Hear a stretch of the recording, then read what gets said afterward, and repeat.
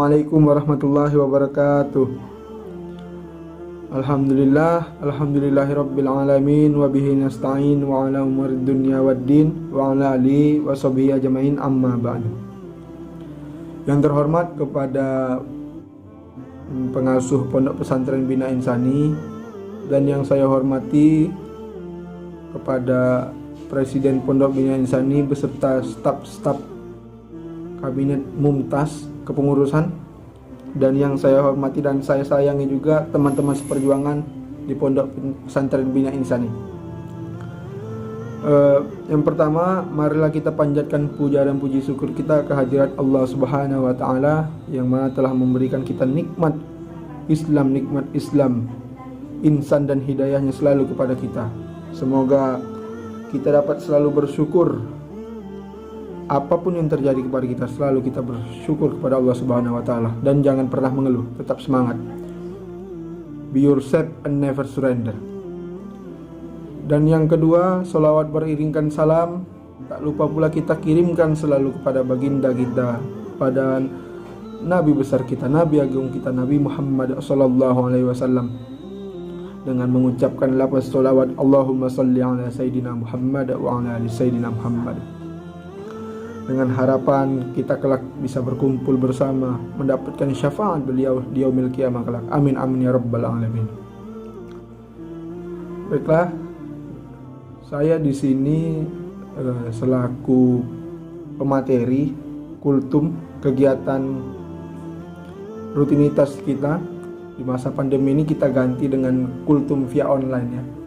Tidak apa-apa, semoga dengan apapun cara kita berbagi kebaikan bisa selalu menumbuhkan rasa cinta kita selalu kepada Allah Subhanahu wa taala, kepada Nabi Muhammad sallallahu alaihi wasallam, dengan selalu mengkaji kebaikan yang ada.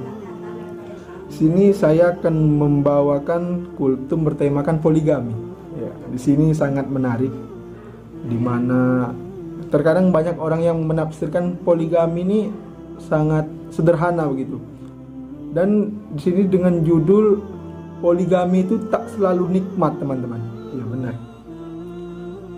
Jadi poligami ini bisa dikatakan tertera di dalam Al-Quran, Quran surat An-Nisa ayat 3 yang akan saya bacakan ya.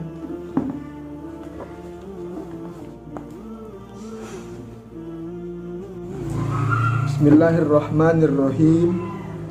Wa in khiftum alla tuqsitu fil yatama fankihu ma qaba lakum minan nisa'i mathna wa thulatha wa ruba.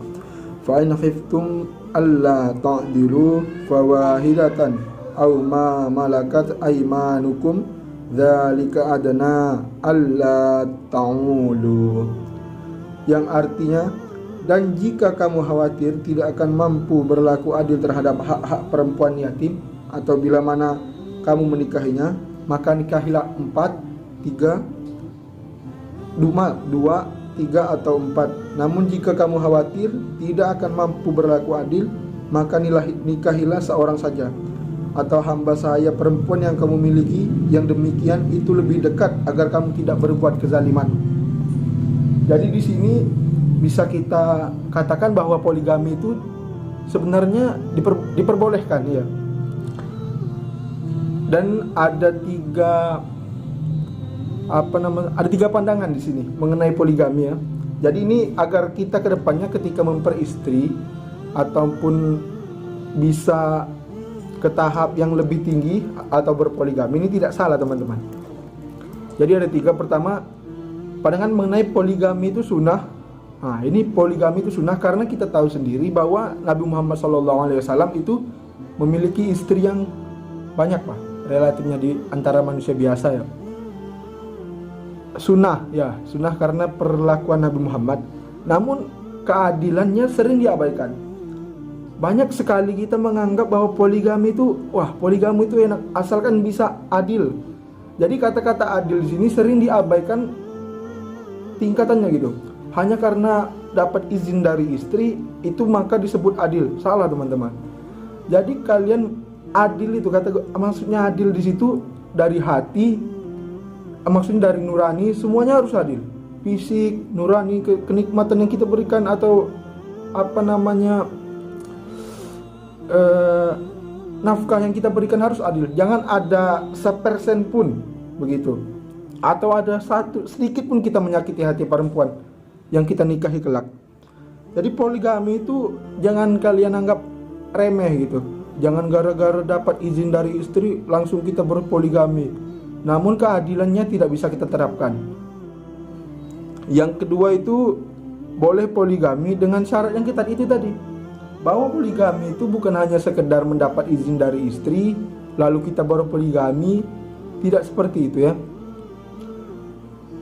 Yang terakhir itu dari An-Nisa ayat 3 tadi itu juga dijelaskan oleh Quraisy Shihab, yang mana salah satu bisa dikatakan ulama Quran kita lah, bahwasanya di situ mengenai An-Nisa ayat 3 itu bukan diwajibkan ataupun lebih ke arah sunnah yang dianjurkan, namun kalau ditelaah lagi, diperdalam ilmunya lagi, itu mengenai An-Nisa ayat 3 itu hanya diperbolehkan. Karena dalam satu kisah Nabi Muhammad juga pernah melarang Ali bin Abi Thalib untuk berpoligami, yaitu ketika datang seorang sahabat ingin menikahkan putrinya kepada Ali, namun Nabi Muhammad mengatakan bahwa demi Allah, anak dari Rasulullah tidak akan dipoligami. Ya, kurang lebih seperti itulah kisahnya. Mengapa demikian? Karena Nabi Muhammad takut. Memang kalau ingat lagi, poligami itu tidak bisa kita ukur dengan kesalehan kita ya.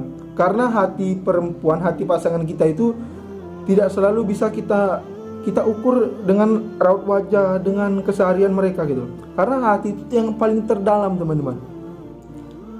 Jadi di sini Nabi karena tidak mengizinkan, karena sebab takut nanti Fatimah anaknya sakit hati. Lalu Nabi mengatakan bahwa bila Fatimah sakit hati, maka sakit hati pula diriku, kata Nabi. Jadi di situ Nabi tidak mengizinkan Fatimah untuk dipoligami oleh Ali. Dan juga mengenai poligami ini, kalau bisa kita perdalam lagi lah. Jangan kita kira poligami itu nikmat sekali gitu. Jangan gara-gara nanti poligami, wah ke dapur ada istri, ke kamar ada istri, namun ketika akhir bulan cicilan menumpuk. Itu bahaya. Istri ini minta beli perhiasan, istri yang satu lagi minta beli make up, tapi uang Anda tidak cukup. Tidak boleh, saudara ya. Jadi kita kalau mau berpoligami ini, lagi-lagi kita harus benar-benar menghitung secara matang itu. Apakah ketika kita berpoligami, keadilan yang kita berikan kepada istri yang pertama, yang notabene mungkin kita udah lama melihatnya, bisa ada timbul rasa bosan, jadi kita lebih cenderung kepada istri yang lebih muda gitu. Sepertinya karena kebanyakan biasa mereka yang berpoligami itu istri yang kedua, ketiga atau keempatnya itu pasti lebih muda. Mengapa demikian? Sedangkan Nabi Muhammad berpoligami untuk menikahi wanita-wanita yang korban peperangan, korban yang mereka semuanya bisa dikatakan janda lah. Nabi Muhammad kalau tidak salah itu menikahi gadis itu Aisyah ya. Yang lainnya itu janda. Kalau salah mohon dikoreksi di kolom komentar nanti ya. Subscribe juga jangan lupa, teman-teman. Nah, jadi apabila kita hendak berpoligami itu diukur lagi, kira-kira bisa nggak kita gitu.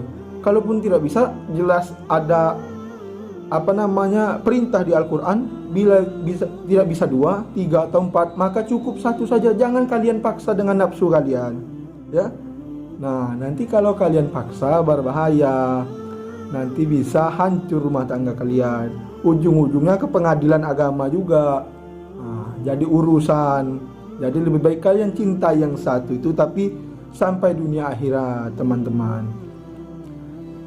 Jadi mungkin itu saja yang bisa saya sampaikan mengenai sedikit tentang poligami. Mungkin ada yang ingin bertanya, bisa nanti di kolom komentar.